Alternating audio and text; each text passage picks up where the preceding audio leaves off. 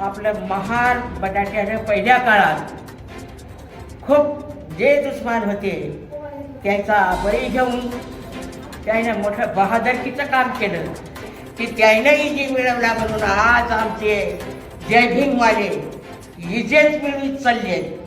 आणि आज महिला मंडळाच्या वतीनं या ठिकाणी कार्यक्रम घेतला. तरुण मुलांसुद्धा माघाला इतिहास पाहून डोक्यात विचार करून अभ्यास करून शिकले सवरले जे भीमा कोरेगावाला आपल्या मंडळीनं जे काम केलं ते त्यांच्या हाताभासात आलं पाहिजे आणि ते काम केलं पाहिजे बाबासाहेबाचं.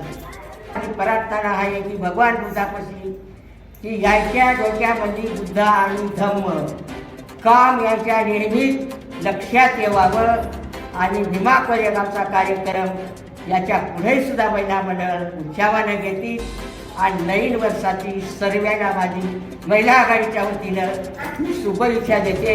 जय भीम. माझा जय भीम. सर्व माझ्या महिला मंडळांना शौर्य दिनानिमित्त सर्वांना खूप खूप शुभेच्छा.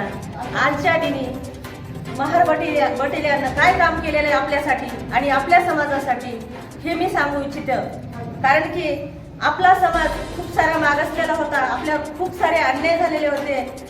पण त्या काळामध्ये 500 महारांनी आपला इतिहास घडवलेला आहे आणि प्रत्येक माणसानं प्रत्येकाच्या अंगामध्ये बाबासाहेबांचं रक्त आणि त्या काळातल्या शौर्य विजय लोकांचं रक्त सळसळत आहे. कारण त्याच वंशाचे आपण वंशवळ आहोत. त्यासाठी खूप खूप सर्वांना माझ्याकडून शुभेच्छा. माझ्या पूर्ण महिला मंडळाकडून माझ्या भीमनगर वतीच्या पूर्ण महिला मंडळातर्फे सर्वांना शुभेच्छा देते आणि थांबते. जय भीम. जय संविधान. जय भीम. माझे नाव प्राजक्ता किरण काळे, राहणार कोल्हापुरी. भीमा कोरेगाव शौर्य दिनाच्या सगळ्यांना हार्दिक शुभेच्छा. जय भीम. जय मी भीमनगरातून बोलते. त्या हार्दिक भीमा कोरेगावच्या शौर्य दिनाच्या हार्दिक सगळ्यांना माझ्या शुभेच्छा. भीमा कोरेगाव शौर्य दिनानिमित्त हार्दिक शुभेच्छा. जय भीम. सर्वांना जय भीम. नारायण आचार. सर्वांना जय भीम. भीमा कोरेगाव शौर्य दिनाच्या सगळ्यांना शुभेच्छा. जय भीम. जय भीम. मी रमाबाई रणखांबे बोलते.